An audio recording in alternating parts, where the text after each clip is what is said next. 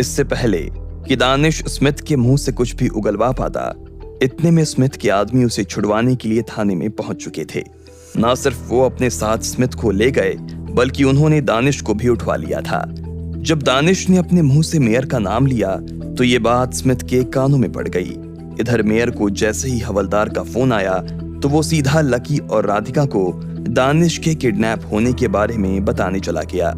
इससे पहले कि लकी और राधिका वहां से फरार होते, स्मिथ के आदमी वहां पहुंच चुके थे। उन लोगों ने सुजैन को बंदी बना लिया था, लेकिन जब वो बेसमेंट में आए और कमरे का दरवाजा खोला तो देखा कि लकी और राधिका वहां थे ही नहीं। ए मेयर, हमारे सामने ज्यादा होशियारी दिखा रहा है क्या? कहां है दोनों? सरगना ने कहा। मेयर कुछ सेकंड तक तो उनकी इस बात का जवाब नहीं दे पाया था। वो खुद ये देखकर हैरान हो गया था कि आखिर लकी और राधिका कहां चले गए थे। बोल, कहां है वो दोनों? उसने मेयर को फिर से डपटते हुए कहा। मेयर घबरा गया और बोला, मुझे पता नहीं, तुम्हारी कसम मुझे सच में नहीं पता। मैं उन्हें यहीं छोड़कर गया था। उन दोनों को हमने यहीं छुपाया था। तुम चाहो तो सुजैन से पूछ लो, चाहे तो दानिश से पूछ लो। अच्छा, एक काम कर, कमरे का कोना कोना छान मार, देख तो ये सही कह रहा है या नहीं। उस सरगना ने कहा और इतने में उसके सारे लोग लकी और राधिका को ढूंढने के लिए कमरे में दाखिल हो गए। उन्होंने उन दोनों को अलमारी में, बिस्तर के नीचे और बाथरूम में, तीनों जगह देख लिया था, लेकिन वो कहीं भी नजर नहीं आ रहे थे। उससे भी बड़ी बात तो ये थी कि उन लोगों का सामान भी वहां से गायब हो गया था। बॉस, वो दोनों यहाँ नहीं है, एक आदमी ने सरगना से बाहर आकर कहा। यह सुनकर उससे गुस्सा आया। इधर मेयर भी उस आदमी के मुंह से ये सुनकर हैरान हो गया था। उसने अपनी जेब में हाथ डाला और एक रुमाल निकाल लिया। उस रुमाल को उसने सुजैन की आंखों पर बांध दिया। अरे ये क्या कर रहे हो? तुम्हारी बेटी को ले जा रहे हैं। जब तुम्हें लकी मिल जाए तो उसे लेकर मेरे पास आ जाना और इस लड़की को ले जाना, उस सरगना ने कहा और सुजैन को उठाकर अपने साथ ले जाने लगा। नहीं, उसे मत ले जाओ, मेरी बेटी को छोड़ दो, रुको। मेयर उनके पीछे भाग रहा था, लेकिन वो लोग रुकने का नाम ही नहीं ले रहे थे। वो जिस तेजी से अंदर घुसे थे, उससे भी दोगुने तेजी से वहां से वो निकल गए थे। पापा, पापा! सुजैन ने चिल्लाने की कोशिश की।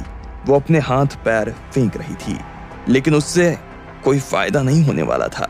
जब गार्ड्स उन लोगों को रोकने के लिए आए तो उन लोगों ने उन गार्ड्स को भी पटकनी दे दी थी और वहां से चले गए। उसके जाने के बाद मेयर बेबस सा महसूस कर रहा था।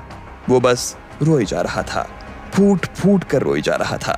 जब उसे समझ में नहीं आ रहा था कि अब उसे आगे क्या करना चाहिए था, तो इतने में उसके कंधे पर पीछे से एक हाथ आया। उस हाथ को अपने कंधे पर पाते ही वो घबरा गया और पीछे देखने लगा। उसके पीछे और कोई नहीं बल्कि लकी और राधिका खड़े हुए थे। तुम दोनों कहां चले गए थे? वो लोग तुम्हें? हम दोनों बाथरूम की खिड़की से कूदकर पीछे चले गए थे। जब उनकी गाड़ियों के जाने की आवाज आई तो वापस आ गए, लकी ने कहा। वो लोग सुजैन को? मेयर ने कहा और लकी के सामने रोने लगा। आप चिंता मत कीजिए सर, मैं सुजैन और दानिश दोनों को लेकर आऊंगा।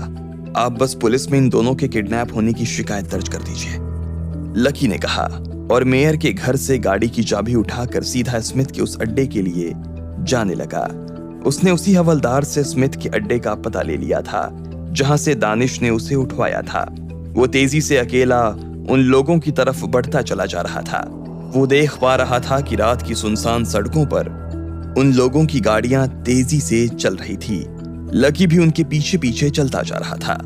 कुछ देर के बाद में स्मिथ का आदमी सुजैन को लेकर स्मिथ के अड्डे पर पहुंच गया था। उसके पीछे उसके आदमी भी थे। उधर स्मिथ के कुछ और लोग दानिश को मार रहे थे।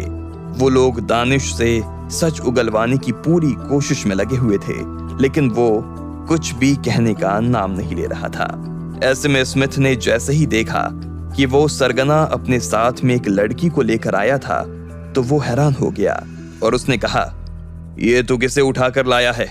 ये तो राधिका नहीं है। मालूम है, लेकिन ये राधिका तक पहुंचने की चाबी है। इस बार मैंने कोई गलती नहीं की है, उस आदमी ने कहा और सुजैन को नीचे उतारकर उसकी आंखों पर से पट्टी हटा दी। ये मेयर की लड़की है, उस आदमी ने कहा। जैसे ही दानिश ने उसे देखा तो वो हैरान हो गया। वो खुद तो इन लोगों के चक्कर में फंस ही गया था, लेकिन सुजैन को वहां देखकर उसके दिल की धड़कन और ज्यादा तेज हो गई थी। इतने में स्मिथ उसके पास आया और उसके आसपास चक्कर लगाते हुए बोला, वैसे ये भी बुरी तो नहीं है। जब तक राधिका नहीं आती तब तक गिल सर इससे काम तो चला ही सकते हैं। मैं जरा उन्हें फोन कर देता हूं, उसने कहा और सुजैन के बालों को छेड़कर अपनी जेब से फोन निकाल लिया। ए! इतने में दानिश पीछे से चिल्लाया। उसकी आंखों में गुस्सा साफ नजर आ रहा था। स्मिथ ने जैसे ही दानिश की लाल आंखों को देखा तो उसे हंसी आ गई और वो बोला, अच्छा बहुत बुरा लगा। मैंने इसे छेड़ा तो बुरा लगा, अब से तुझे बुरा नहीं लगेगा, कभी भी किसी भी चीज का बुरा नहीं लगेगा मेरे होनहार पुलिस अफसर, उसने कहा और दानिश के पास में खड़े अपने आदमी को उसे गोली मारने का इशारा कर दिया। उस आदमी ने भी बंदूक लोड कर ली और ट्रिगर पर उंगली रख दी। हेलो गिल सर, जल्दी से मेरे यहाँ आ जाइए, आपकी अमानत अपनी अमानत के साथ यहाँ पहुंचने वाली है। जी यूं समझ लीजिए कि हम दोनों ने उसे पकड़ लिया है। ठीक है, स्मिथ ने कहा और अपने आदमी की तरफ देखते हुए बोला, अरे भाई देख क्या रहे हो, चलाओ गोली। जैसे ही सुजैन ने अपने मुंह से ये बात सुनी तो वो बुरी तरह से घबरा गई। दानिश ने अपनी आंखें डर के मारे बंद कर ली थी। स्मिथ उन दोनों को इस हाल में देखकर मुस्कुरा रहा था, लेकिन जैसे ही वो आदमी गोली चला पाता इतने में अचानक से ना जाने क्या हुआ और उसका हाथ कटकर नीचे गिर गया। उसके हाथ में से खून का फव्वारा छूट गया था और वो चिल्लाने लगा, मेरा हाथ, मेरा हाथ। जैसे ही सब लोगों ने उसके हाथ की ऐसी दशा देखी तो वो लोग पलटकर दरवाजे की तरफ देखने लगे, लेकिन इससे पहले कि वो ध्यान से कुछ देख पाते उनके शरीर के अलग अलग हिस्सों में से खून बहना शुरू हो गया। किसी की आंख में घाव हो गया था तो किसी की नाक में, किसी के पेट में घाव हो गया था तो किसी के कान में। उनके शरीर पर लगातार घाव पर घाव होते चले ही जा रहे थे और सभी लोग चिल्लाए जा रहे थे। इतने में स्मिथ की नजर दरवाजे पर पड़ी तो उसने देखा लकी ठीक उसके सामने खड़ा हुआ था और अपने हाथ से उन लोगों के ऊपर ब्लेड बरसाता जा रहा था। उसके हाथ इतनी तेजी से चल रहे थे जैसे कोई मशीन हो। उसकी फेंकी हुई हर ब्लेड किसी ना किसी आदमी को तो लग ही रही थी और वो उसके शरीर में गढ़ती चली जा रही थी। मारो साले को, स्मिथ ने कहा और उसके कहते ही उसके लोग लकी की तरफ बढ़ने लगे। उन्होंने अपनी बंदूक निकाल ली, लेकिन जैसे ही वो लकी के ऊपर हमला कर पाते लकी ने और तेजी से उनके ऊपर ब्लेड चलानी शुरू कर दी। अब वो एक साथ 3 ब्लेड फेंकता जा रहा था, जिसकी वजह से उन्हें और बड़े बड़े घाव होते जा रहे थे। वो उन लोगों में से किसी को भी सोचने का मौका तक नहीं दे रहा था। उसका हाथ बंदूक की गोली से भी तेज चल रहा था। इसके बाद जैसे ही लकी के हाथ में ब्लेड्स खत्म हुई तो वो उन लोगों से लड़ने के लिए सीधा उनके बीच में कूद गया और उन्हें बेरहमी से पीटना शुरू कर दिया। लकी की आंखों में जैसे अंगारे धधक रहे थे। स्मिथ की आत्मा उसे इस रूप में देखकर सिहर उठी थी। लकी ने जमीन पर गिरी 2 बंदूकें उठाई और चारों तरफ घुमाते हुए गोलियां चलानी शुरू कर दी। कोई भी उसके पास तक नहीं आ पा रहा था। लकी इस वक्त किसी भूचाल से कम नहीं लग रहा था। जब उसकी एक गोली स्मिथ के पैर के पास लगी तो वो उछल पड़ा। वो समझ गया था कि अगर वो यहाँ खड़ा रह गया तो उसकी जान जाने में ज्यादा देर नहीं लगने वाली थी। वैसे भी उसके आदमी एक के बाद एक जमीन पर बिछते चले जा रहे थे और अब आने वाली किसी भी गोली पर उसका नाम लिखा हो सकता था।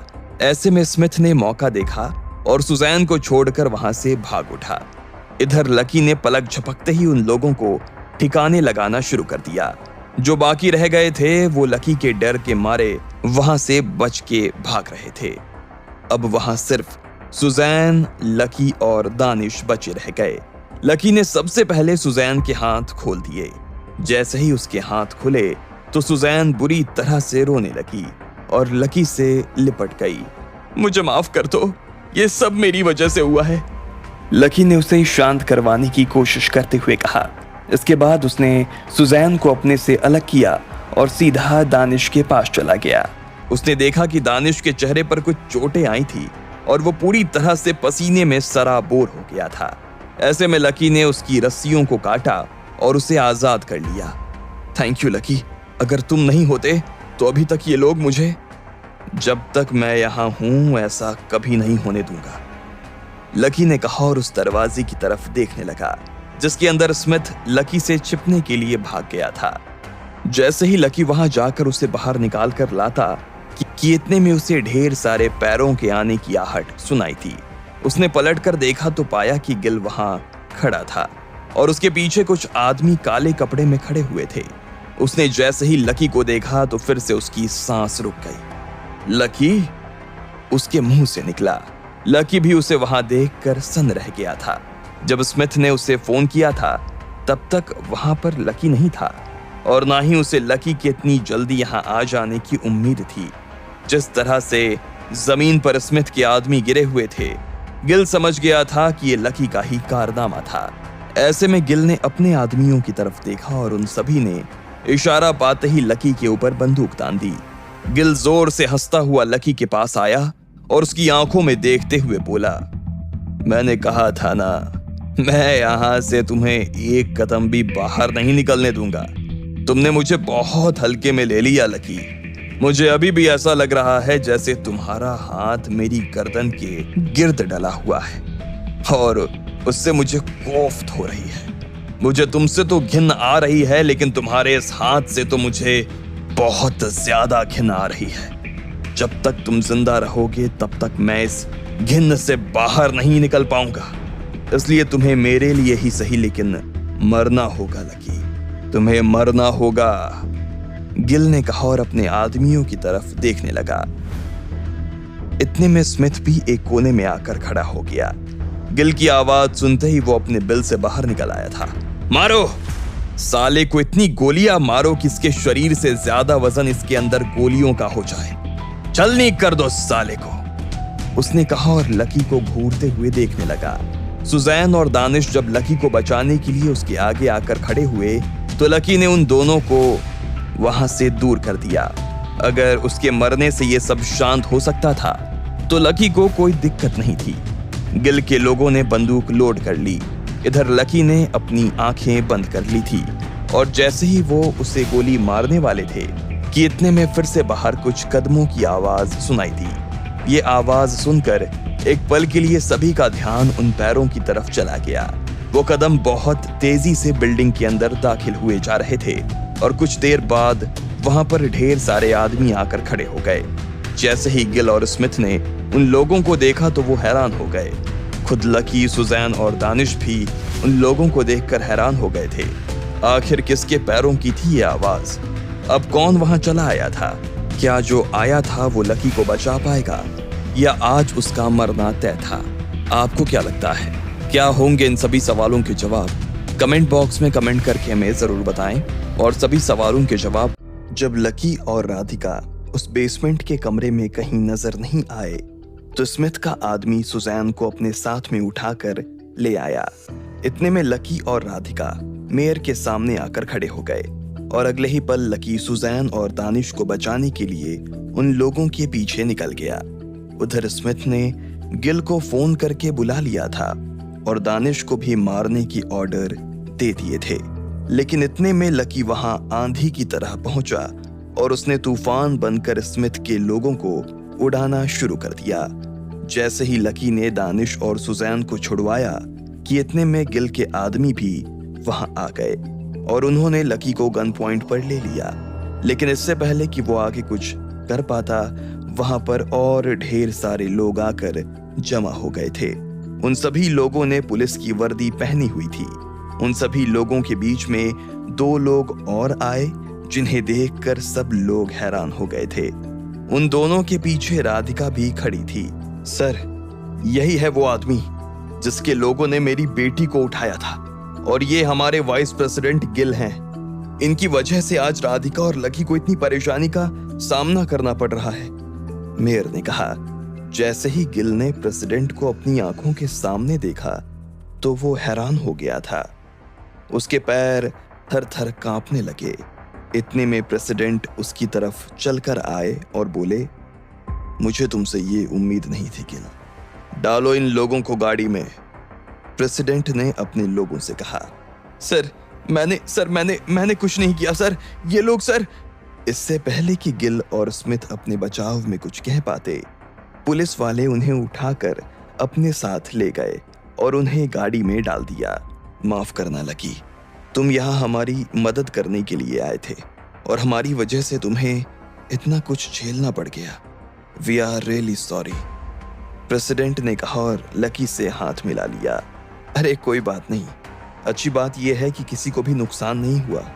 बस मेरी अब आपसे यही रिक्वेस्ट है कि आप गिल के ऊपर केस फाइल करें, साथ में इस स्मिथ को भी अंदर करवाएं और हमें यहाँ से जाने की इजाज़त दें ताकि हम अपने घर पहुँच सके।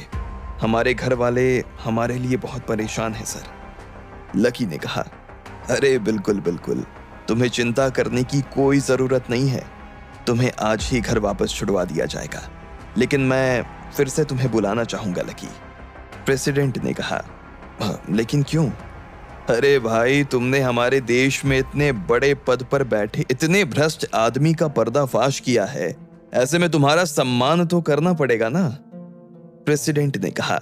उसकी बात सुनते ही सब लोगों ने हाँ में सिर हिलाया और लकी की तरफ देखकर मुस्कुराने लगे। जरूर सर जरूर, उसके लिए मैं कभी भी आ जाऊंगा, लेकिन अभी तो मेरा और राधिका का वापस जाना बहुत जरूरी है। आप कभी इंडिया आए तो जरूर मिलेंगे। बिल्कुल बिल्कुल, तुम दोनों को all the best. Mayor sir, इन दोनों की आज रात को ही वापस जाने की टिकट बुक करवा दो ताकि ये लोग आराम से अपने घर पहुंच सके, प्रेसिडेंट ने कहा। इतने में लकी और राधिका ने वहां से सबसे हाथ मिलाया और अलविदा कहते हुए बाहर आने लगे। उन लोगों को एयरपोर्ट पर ले जाने के लिए गाड़ी लग चुकी थी। उनका सामान उठवाकर वो लोग सीधा एयरपोर्ट छोड़ देने वाले थे। जब वो लोग मेयर के घर अपना सामान लेने पहुंचे और वहां से जाने लगे तो इतने में सुजैन भागते हुए आई और उसने लकी के हाथ में एक तोहफा थमा दिया। ये क्या है? लकी ने पूछा। ये मेरी सबसे पसंदीदा किताब है। मैं अक्सर अपनी जिंदगी में यही सोचती थी कि इस किताब में जिस तरह के हीरो का जिक्र किया है वैसा हीरो दुनिया में कोई भी कभी भी नहीं हो सकता, लेकिन आज मेरा ये भ्रम टूट गया। इस किताब से भी बड़ा हीरो मेरे सामने खड़ा है, सुजैन ने कहा। उसकी बात सुनकर लकी, दानिश और मेयर तीनों को हंसी आ गई, लेकिन राधिका को अभी भी सुजैन से जलन हो रही थी। इतने में सुजैन ने अपना दूसरा हाथ राधिका की तरफ बढ़ाया और बोली, ये तुम्हारे लिए। ये क्या है? ये मेरी सबसे पसंदीदा घड़ी है, लेकिन मुझे लगता है कि ये तुम्हारी कलाई पर ज्यादा अच्छी लगेगी। राधिका ने उस घड़ी को देखा तो देखती रह गई। सच में वो घड़ी बहुत सुंदर और बहुत ही कीमती थी। सुजैन का दिल वाकई बहुत बड़ा था, जो उसने बहुत आसानी से उसे वो घड़ी दे दी थी। अब की बार राधिका के चेहरे पर भी असली मुस्कान आ गई थी। उन दोनों ने सुजैन को धन्यवाद दिया और वहां से निकल गए। सुजैन का दिल भारी हो रहा था। दानिश और मेयर को भी लकी का जाना खल तो रहा था, लेकिन उसे रोकने के लिए उनके पास कोई वजह नहीं थी। ऐसे में उन्होंने मुस्कुराते हुए लकी और राधिका को विदा कर दिया। कुछ देर के बाद लकी और राधिका एयरपोर्ट आ चुके थे और प्लेन में भी बैठ चुके थे। रात का वक्त था और उन दोनों के लिए सरकार ने बिजनेस क्लास में टिकट बुक करवाई थी। लकी और राधिका एक दूसरे के आमने सामने बैठे हुए थे। लकी को नींद नहीं आ रही थी और उसने अपना वक्त काटने के लिए सुजैन की दी हुई किताब पढ़नी शुरू कर दी थी, लेकिन राधिका का कहीं मन ही नहीं लग रहा था। वो तो बस लकी की तरफ ही देखती चली जा रही थी। वो मन ही मन बस यही सोच रही थी कि एक बार उसकी तरफ लकी देख ले। वो लकी से ढेर सारी बातें करना चाहती थी। वो उसे बहुत कुछ बताना चाहती थी, लेकिन लकी उसकी तरफ देख ही नहीं रहा था। लकी प्लीज बस एक बार इधर देख लो, राधिका अपने आप से मन ही मन कह रही थी। इतने में लकी की नजर उठी और उसने उसकी तरफ देखते हुए कहा, देखो, अगर तुम मुझे ऐसे ही देखती रहोगी तो मैं पढ़ नहीं पाऊंगा। सॉरी, मैं तुम्हें डिस्टर्ब नहीं करना चाहती थी। मैं तो बस, वो क्या है, रात है, अंधेरा है, तो खिड़की के बाहर कुछ दिखाई नहीं दे रहा और अंदर भी कुछ ऐसा है नहीं जिसे देख सकूं। मोबाइल भी नहीं चला सकती और ना ही मेरे पास कोई किताब है। इतनी सारी दिक्कत है तो सो क्यों नहीं जाती? लकी ने पूछा। नींद भी तो नहीं आ रही। अगर आ रही हो तो एक बात थी। ऐसा लग रहा है कि जो कुछ भी हुआ उसके बाद 2 से 3 दिन तक नींद नहीं आने वाली, राधिका ने कहा और लकी की तरफ मुस्कुराते हुए देखने लगी। लकी ने भी उसे मुस्कुराते हुए देखा और फिर से अपनी किताब पढ़ने में मशगूल हो गया। अच्छा लकी, सुनो ना, राधिका ने कहा। क्या हुआ? थैंक यू लकी, राधिका ने कहा और मुस्कुराने लगी। Thank you? लेकिन ये क्यों? अरे तुमने मुझे बचाया, मेरे लिए इतना बड़ा खतरा मोल ले लिया। मेरे चक्कर में तुम्हारी खुद की जान जा सकती थी, लेकिन तुमने इस बात की जरा भी परवाह नहीं की लकी। इसके लिए थैंक यू। अरे तुम्हें बचाना मेरा फर्ज था राधिका। तुम फंसी भी तो मेरी वजह से ही थी ना? हाँ, लेकिन पूरी तरह से तो नहीं ना। अगर मेरे मन में लालच नहीं आया होता तो शायद मैं नहीं फंसती लकी, राधिका ने कहा। हाँ, ये भी बात सही है। वैसे लकी एक बात बताओ, अगर मेरी जगह पर कोई और लड़की यहाँ होती और वो भी इस तरह से फंस जाती तो क्या तुम उसे भी बचाने के लिए आते? राधिका ने पूछा। लकी उसका ये सवाल सुनकर मुश्किल में पड़ गया था। उसने काफी देर तक इधर उधर देखकर सोचा और फिर आखिर में कहा, नहीं, अगर वो मेरी वजह से नहीं बल्कि अपने लालच की वजह से फंसी होती तो मैं उसे बचाने के लिए कभी नहीं आता। मुझे लालची लड़कियां बिल्कुल नहीं पसंद हैं। अच्छा, तो तुम मुझे भी इसलिए सिर्फ बचाने आए क्योंकि मैं तुम्हारी वजह से फंस गई थी? और क्या, मैंने कहा तो मुझे लालची लड़कियां बिल्कुल नहीं पसंद, बल्कि मुझे तो लालची लोग ही नहीं पसंद हैं। जो लोग बहुत ज्यादा लालची होते हैं, पैसों के आगे किसी चीज को नहीं देखते, मुझे वो लोग कभी पसंद ही नहीं आते, लकी ने कहा। तुम ऐसा इसलिए कह सकते हो क्योंकि तुम्हारे पास में दुनिया भर का पैसा है। जिसके पास नहीं है और जो पैसा कमाना चाहते हैं वो तो पैसे के पीछे ही भागेंगे ना। उन्हें थोड़ा लालची तो होना पड़ेगा ना लकी, राधिका ने लकी की बात का जवाब देते हुए कहा। नहीं, ऐसा नहीं है, तुम गलत समझ रही हो राधिका। अभी कुछ वक्त पहले तक मेरे पास भी पैसे के नाम पर कुछ भी नहीं था और ना ही मुझे ये पता था कि मेरे पास कभी पैसा हो पाएगा या नहीं हो पाएगा। अरे मुझे तो ये भी लगता था कि अग्रवाल परिवार का बेटा होने के बाद भी मैं इस जन्म में गरीब ही मर जाऊंगा। फिर भी मैं कभी पैसों के पीछे नहीं भागा राधिका। मैं पैसों के चक्कर में अपने मान सम्मान को दांव पर नहीं लगा सकता और ना ही मैं लगाना चाहूंगा। जो लोग अपने सम्मान को सिर्फ पैसों के लिए छोड़ देते हैं, उनके पास पैसा तो बहुत होता है, लेकिन वो खुद कुछ नहीं रह जाते। राधिका उसकी ये बात सुनकर गहरी सोच में पड़ गई थी। लकी की बात में बहुत दम था और ये वो अच्छे से जानती थी, लेकिन साथ ही उसे इस बात का भी बुरा लग रहा था कि लकी कहीं ना कहीं राधिका को लालची कह रहा था। इसलिए उसने पूछा, लकी, क्या मैं तुम्हें लालची लगती हूं? लकी ने जैसे ही उसका ये सवाल सुना तो वो उसकी आंखों में देखने लगा। उसे समझ में नहीं आ रहा था कि उसे इस बात का क्या जवाब देना चाहिए था। बड़ी हिम्मत करके उसने एक गहरी सांस लेते हुए कहा, थोड़ी सी का क्या मतलब हुआ? थोड़ी सी मतलब थोड़ी सी। अभी देखो, तुम यहां आई, तुमने वाइस प्रेसिडेंट से डील सेट की, सब कुछ सही था। अगर तुम्हारी जगह पर मैं भी होता तो शायद वाइस प्रेसिडेंट के बुलाने पर मैं भी यहां आ जाता और उसके साथ बिजनेस करने का मौका कभी छोड़ता नहीं। लेकिन बात नीयत की है। तुमने किस नीयत से उस डील को सेट किया था? क्या तुम सच में उसके साथ काम करना चाहती थी या तुम सिर्फ पैसों के पीछे भागते भागते गिल के पास पहुंच गई थी? राधिका इस सवाल के बारे में सुनकर सोचने लगी। उसने अपना वक्त लिया और आखिर में कहा, शायद मैं पैसों की वजह से ही उस आदमी के पास। बस तो यही बात है, तुम पैसों के चक्कर में उस आदमी के पीछे गई।